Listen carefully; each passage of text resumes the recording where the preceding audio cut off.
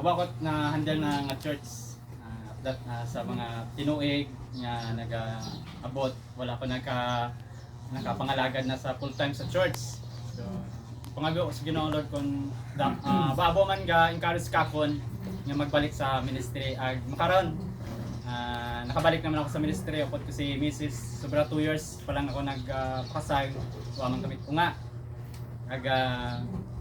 una kami sa Batan makaron, mag 1 year naman kami sa Batan. Sa Bugay Ginoo. Bago gali ako balik sa ministry ay minatabo no na August. May natabo kay tatay na hospital sa tatay na gabuan mo. Amo naman nina. Karangan ni abot na ng tugan ni karon sa mga kontra. So dato ako man nagbinantay ka na sa ospital sa Sambugan no August. Sambugan gate no bago man nakagawa. Tapos September na lang ako nagsulod gate no dito sa Bata nag-start sang ministry dito sa Bata no ko si Mrs. May lang kay ang sa Pastor Jeffrey may mga kilala man mo dito tag dati gabay study man kami dito gani medyo dali na lang ang kung baga siguro naman time naman ng sang harvest sa dali lang may mga Christian naman kay hambal na damo nag-attempt sa Batan damo nag-attempt nga sa work pero wala wala mag-success wala magpadayon kuan man sila naglipat sa lugar wala mapadayon. So salamat sa Ginoo nga 1 year naman kami subong September kag amo na kon nga pangamuyo nga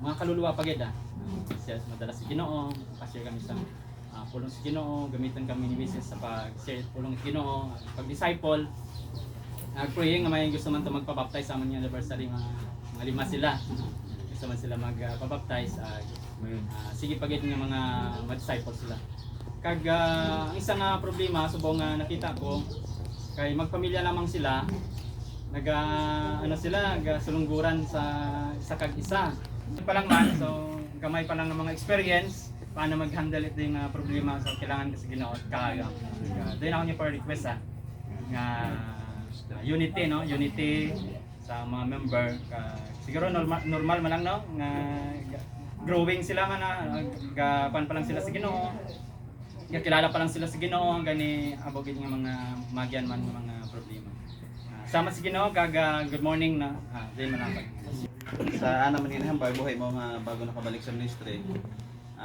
sambilog mo na po sa gaya na encourage ka na dati may bangka mo ra imaro pat mga pusit dati kita nyo kung nag-post ko nga ron mga pusit nga buhitan ko mga tikmartaba ko naman kana ron so may bubo sa tubi bukod imo bubo bubo sa tubi nga sudabon ay may dakop kami nga mga pusit so pero nagbalik sa ministry binaligyan niya ro bangka baligyan mo gid man to sa anong bangka tao na talino na so may mga rason man kung hamat na nga adahon sa tanan kailangan nakamay Waiting na lang ang mic para at least basta kabalik ako so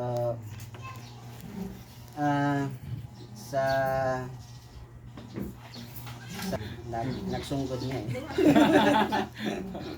Kanyok pero nakabalik na so first time pa lang ako naka-fellowship ulit dito sa church pa ni Pastor Linides so siguro yung iba matagal na ako ini-invite din tulad nila Pastor Nesty sila yung AIB BFI so pati nga yung mga Pentecostal ini-invite man ako so salamat sa Panginoon and then sa ministry same pa rin naman ang trabaho and sa biyaya ng Panginoon meron kaming target ngayon na ulan sa akin yung deed of sale para kasi gusto ko sigurado ako para hindi basta-basta bawiin and pangalawa is kailangan kasing sukatin ulit dahil hindi namin makita yung muhon. Yung problema kasi yung muhon tumatakbo abi. Hindi makita. So, kailangan na sukatin ulit. John, and then mahal din yata magpasok.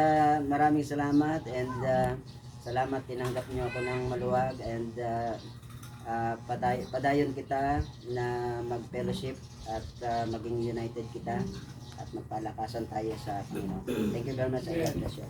Yun.